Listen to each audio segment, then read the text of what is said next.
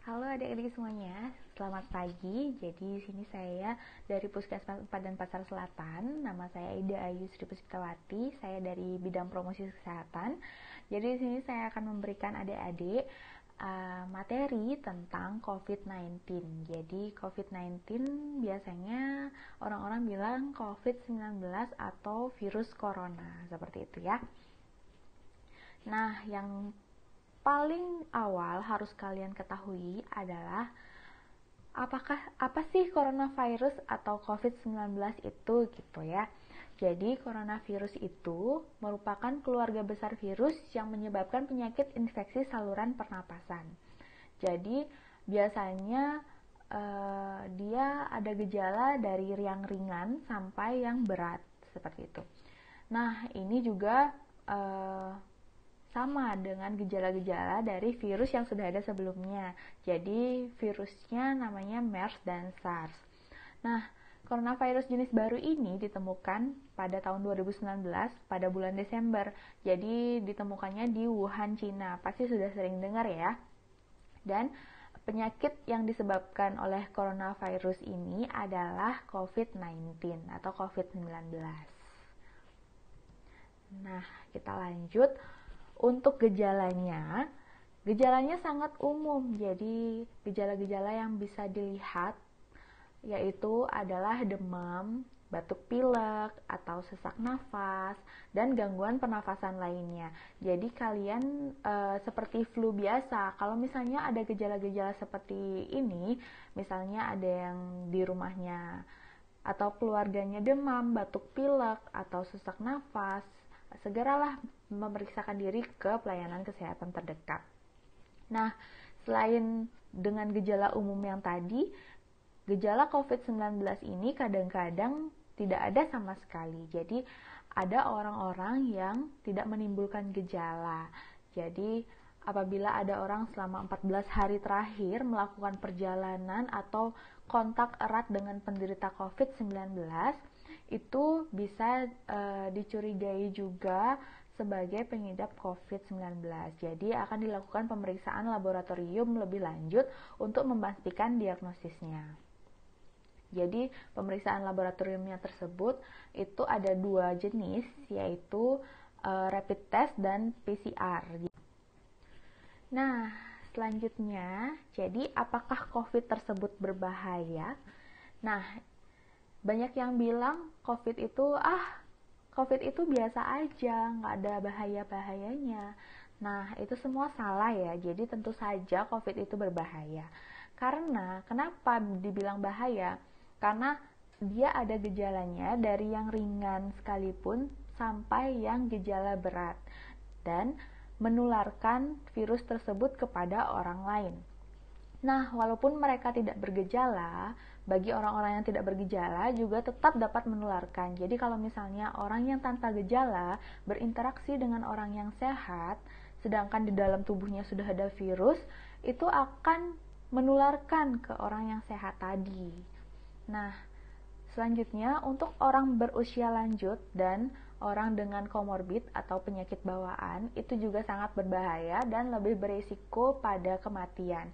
Biasanya orang-orang yang mengalami kematian akibat COVID-19 itu disertai dengan penyakit bawaannya seperti hipertensi atau darah tinggi, lalu ada DM atau kencing manis, lalu biasanya ada yang sudah pernah stroke atau punya penyakit pernafasan sebelumnya. Itu yang sangat rentan dan berbahaya bagi orang-orang yang berusia lanjut. Biasanya orang berusia lanjut yang banyak memiliki penyakit bawaan seperti itu. Nah, untuk cara penularan COVID-19 itu adalah melalui udara dengan batuk atau bersin. Jadi di sini harus ada droplets. Jadi droplets itu adalah tetesan cairan batuk atau bersin dari seseorang yang sudah terinfeksi ya. Nah, selain dengan droplets tadi, itu bisa dengan kontak pribadi seperti menyentuh dan berjabat tangan. Mungkin saja mereka yang sudah terinfeksi belum mencuci tangan setelah batuk atau bersin, lalu kita bersalaman, itu yang dapat menyebabkan penularan ke orang lain. Jadi kita harus berhati-hati dan tetap menjaga jarak ya. Nah, yang ketiga yaitu menyentuh benda atau permukaan dengan virus di atasnya, kemudian menyentuh mulut, hidung, atau mata sebelum mencuci tangan. Jadi di sini ditekankan sekali bahwa virus itu bisa masuk melalui mata, hidung, dan mulut. Jadi apabila kalian menyentuh barang-barang dan sebelum cuci tangan kalian sudah memegang mata, hidung, atau mulut, itu dapat menyebabkan virus masuk ke dalam tubuh kalian, ya. Nah, untuk dropletsnya ini sendiri, dia akan bertahan lama di udara. Jadi kita harus sering-sering melakukan disinfektan atau disinfeksi tempat-tempat yang sering kita gunakan. Misalnya kalian nanti sekolah, jadi di ruang kelas itu harus sering-sering dilakukan penyemprotan disinfektan seperti itu. Nah, siapa saja yang bisa tertular COVID-19? Jadi semua orang tanpa terkecuali dapat tertular COVID-19. Nah, di slide kita bisa lihat gambar-gambar. Ada bayi, anak-anak, remaja, dewasa, dan lansia, ada laki-laki maupun perempuan, itu semuanya dapat mengidap atau tertular COVID-19. Jadi, di sini di antara gambar-gambar ini yang paling rentan terkena COVID-19 ini sendiri yaitu bayi dan lansia.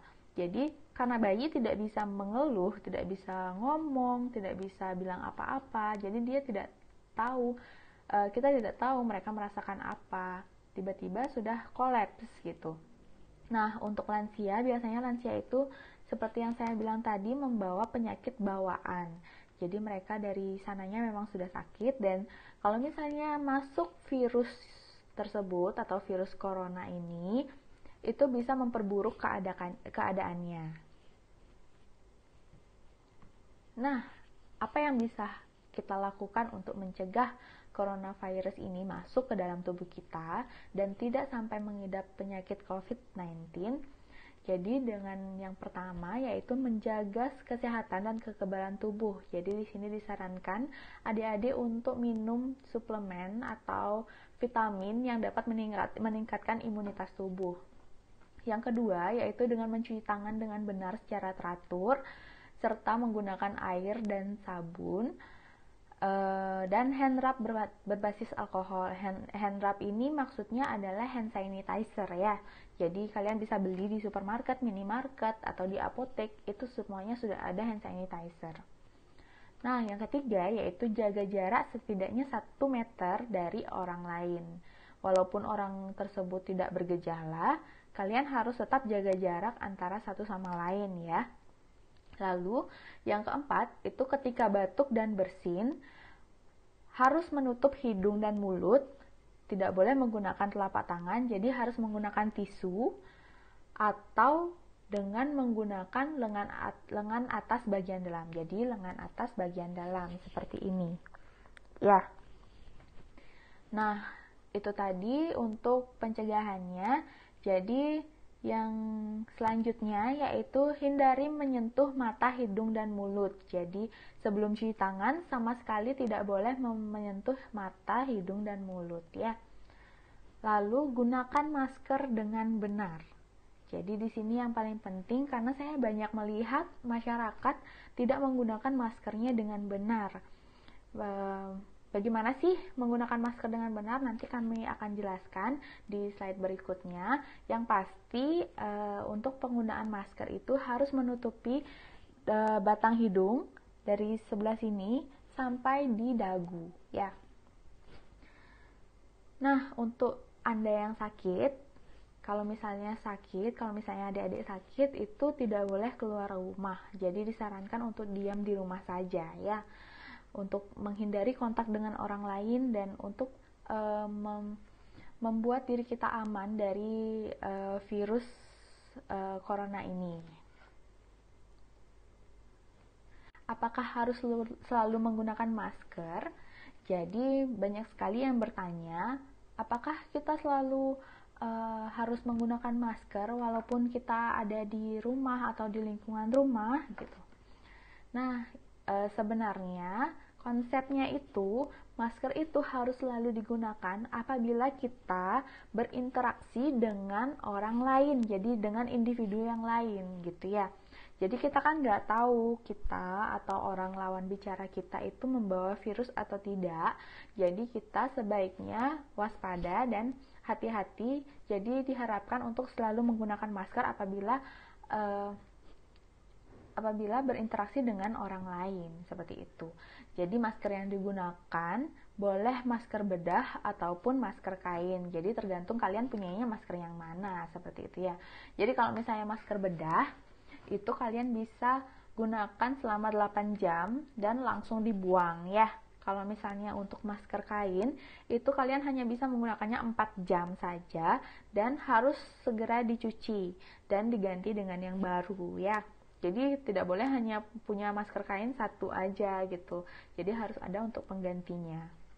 Nah, gunakan masker dengan cara yang benar. Seperti yang saya bilang tadi, harus menutupi daun hidung atau batang hidung dan dagu. Jadi seperti di gambar bisa dilihat. Jadi penggunaan maskernya sudah benar seperti itu. Nah, kalau misalnya yang menggunakan masker medis itu kan ada kayak besinya gitu ya. Jadi itu harus dipencet agar tidak ada keluar udara dari celah-celahnya ya. Nah, selanjutnya untuk penggunaan masker. Nah, di gambar, di slide bisa dilihat ada gambar yang penggunaan masker dengan benar dan penggunaan masker yang dipelorotkan ke bawah. Kenapa tidak boleh menggunakan masker yang dipelorotkan ke bawah sampai ke leher gitu kan? Nah, karena pas kita menggunakan masker itu kan kita melindungi mulut dan hidung dari droplet tadi. Jadi kalau misalnya ketemu orangnya bersin, kita tidak apa-apa gitu ya. Jadi yang terkontaminasi adalah bagian yang tidak tertutup oleh masker. Jadi bagian ini juga terkontaminasi ya. Nah, jika masker diturunkan ke area dagu atau leher, bisa meningkatkan risiko infeksi, yaitu dengan 2 cara. Yang pertama, jelas area hidung dan mulut menjadi tidak terlindungi.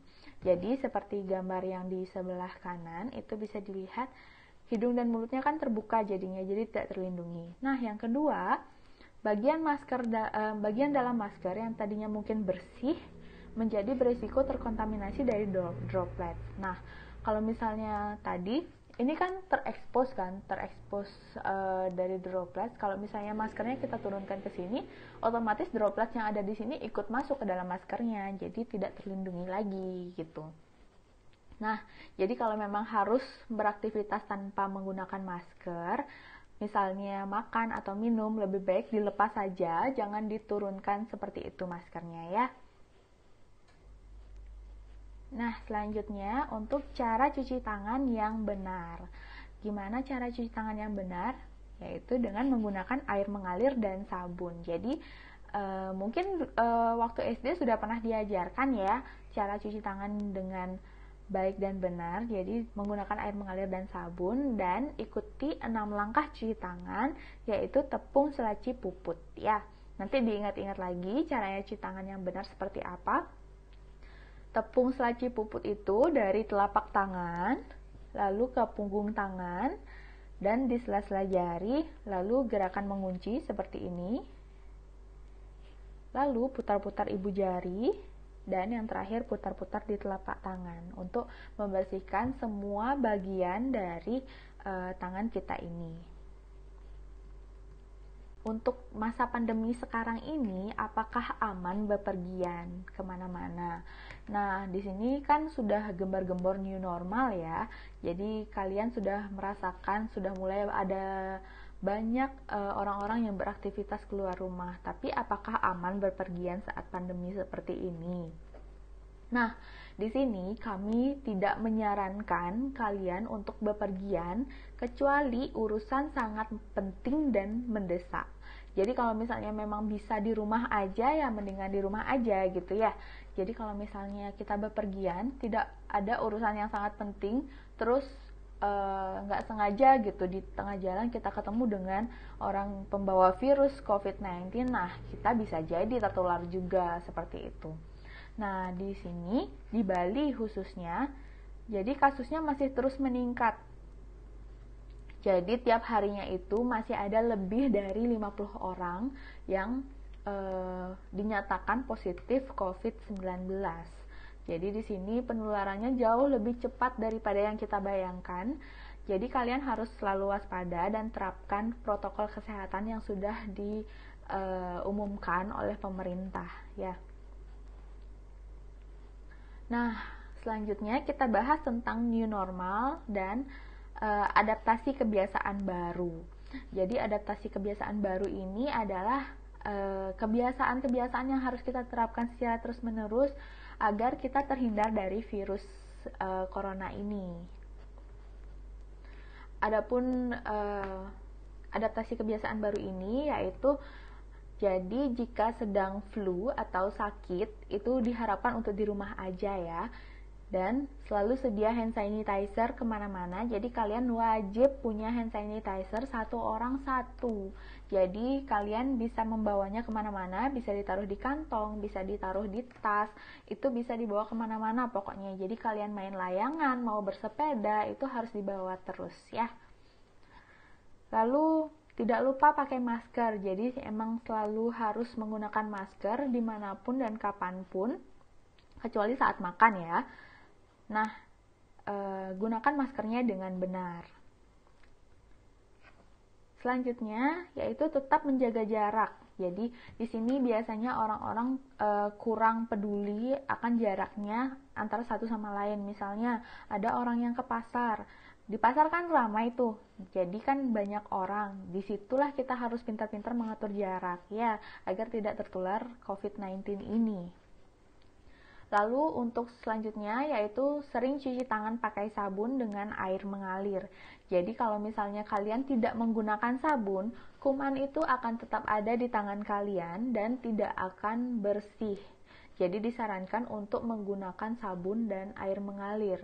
Apabila tidak ada air mengalir, bisa kalian tampung airnya di centong atau ember, itu bisa dituang sedikit demi sedikit. Jadi tidak boleh langsung dikobok-kobok gitu ya. Jadi satu untuk semua itu nggak boleh. Jadi kumannya akan masih tertinggal di tangan kalian. Nah selanjutnya yaitu setibanya di rumah langsung mandi. Jadi kalau misalnya kalian habis beraktivitas keluar rumah, misalnya dalam waktu yang lama, misalnya seperti ke pasar atau ke tempat orang meninggal atau ada acara seperti itu, kalian sampai rumah harus langsung mandi ya. Jadi kalau misalnya tidak mandi, mungkin saja di baju kalian ada tertempel droplets yang kita tidak tahu datangnya dari mana. Jadi kalian bisa mencegahnya dengan mandi dan mengganti baju pastinya. Lalu selanjutnya say hello saja, tidak bersalaman dulu ya. Jadi kalau misalnya dulu kan biasanya kalau misalnya kita ketemu orang memberi salam itu dengan salaman ya.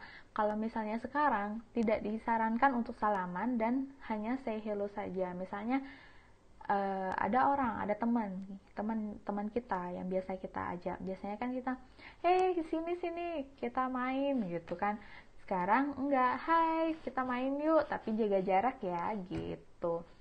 Nah untuk selanjutnya kalau bisa ya menggunakan uang elektronik. Jadi di sini sudah banyak sekali